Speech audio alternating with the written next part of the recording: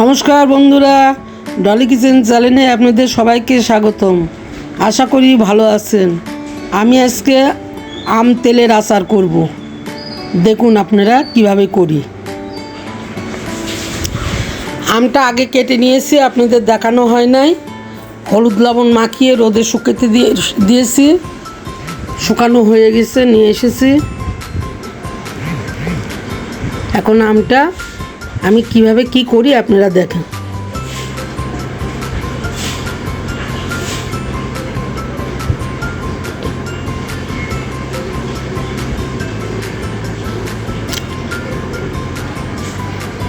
দুই থালা আম দিয়েছিলাম, কিন্তু শুকিয়ে অল্প হয়ে গেছে। কড়াইটা গ্যাসে বসিয়ে দিলাম, তেল দিয়ে দিলাম। এখন একটু গোয়ামরি, একটা শুকনো মরিচ তেলের উপর দিলাম, দিয়ে আমের মধ্যে আর হলুদ লবণ কিছু দেবো না, দেওয়াই আছে। এখন এইগুলো ভাজা ভাজা হলে ওর মধ্যে আমটা ছেড়ে দেবো।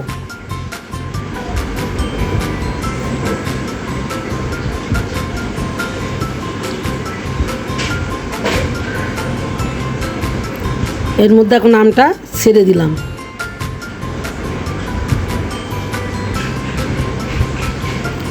দিয়ে নাড়াচাড়া করে নেব। হলুদ লবণ যা দেওয়া আছে ওইটাই, আর দিব না, ওটার মধ্যে ঢুকে গেছে। এখন নাড়াচাড়া করে আমটা একটু লাল লাল হলে নামিয়ে ফেলবো। তারপর তেলটা গরমে দিব।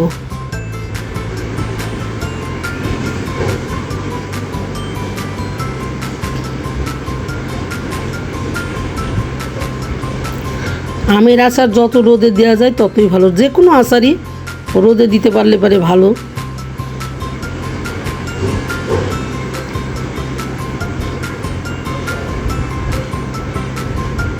এর মধ্যে সামান্য একটু চিনি দিয়ে দিলাম, কেন প্রচুর টক তো আমটা, একটু চিনি দিলে ফ্লেভারটা সুন্দর হবে।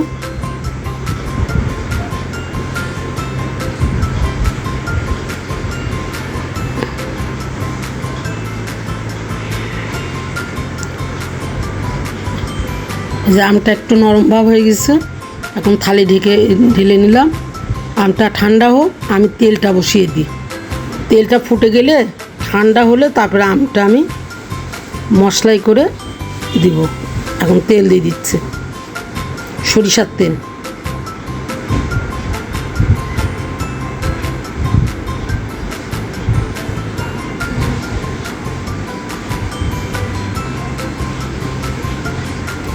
তেলটা ফুটে গেছে এবং ঠান্ডা হয়ে গেছে। আমি তেলের মধ্যে আমটা ছেড়ে দিলাম।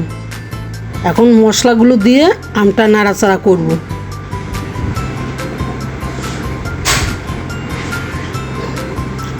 মশলা গোয়ামরিচ, শস্য, একটু জিরা, ধনে, শুকনা মরিচ, এইগুলো আর কি দেওয়া আছে ওর মধ্যে। ওটা গুঁড়া করার সময় আপনাদেরকে দেখানো হয় নাই। এই গুঁড়াটা আমি একটা কোটার মধ্যে রেখে দিয়েছি।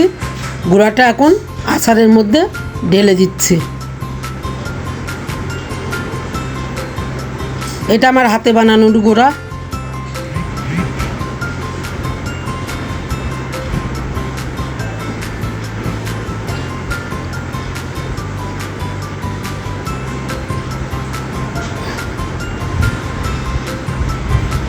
এটা নাড়াচাড়া করে বয়ামের মধ্যে থুয়ে দেবো। থুলে এটা ঠান্ডা হলে পরে আবার রোদে দিতে হবে। এই যে বয়ামে তুলে নিচ্ছি, ঠান্ডা হয়ে গেছে।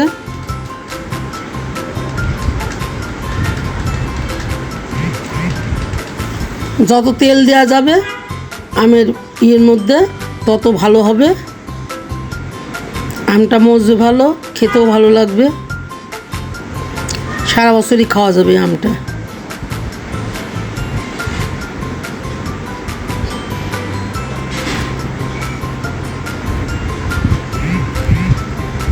দুটো বয়ামের মধ্যে তুলে নিচ্ছি।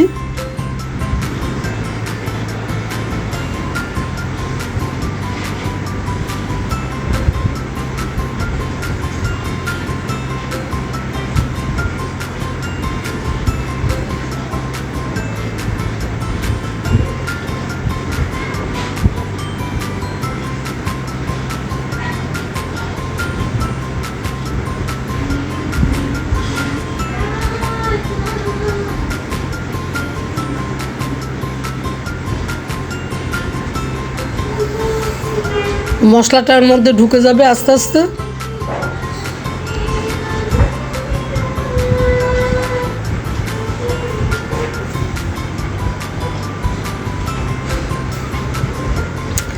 আমি তুলে নিয়েছি।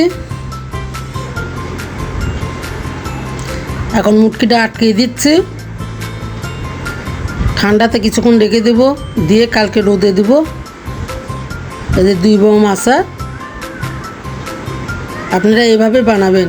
বন্ধুরা, রেসিপিটা দেখে যদি আপনাদের পছন্দ হয় তাহলে লাইক, শেয়ার, কমেন্ট এবং সাবস্ক্রাইব করে দিবেন এবং বন্ধু হয়ে বন্ধুর পাশে থাকবেন। অবশ্যই আমি উপকৃত হব। আপনারা আমার পাশে থাকার জন্য অনেক অনেক আশীর্বাদ করি।